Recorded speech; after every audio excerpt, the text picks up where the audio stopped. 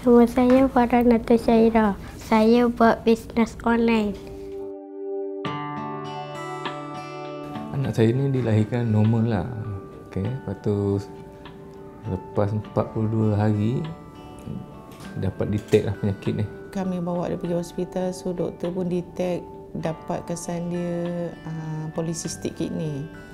Lepas tu dia kena jangkitan dekat dia punya orang kata tube. Umur dia 7 tahun, dia kena hemodialisis sampai sekarang umur 12 tahun.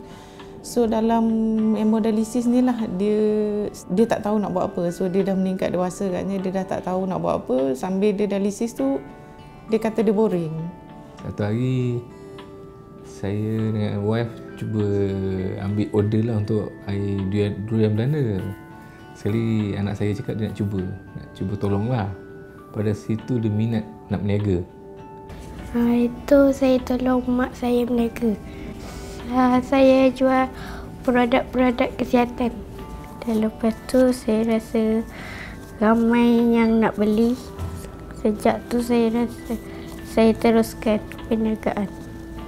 Cara dia promote tu very cute. Budak kan? So, teacher, buat apa? Sorry ganggu. Hari ni Farah nak introduce ada air durian Belanda. Sedap. Teacher nak tak?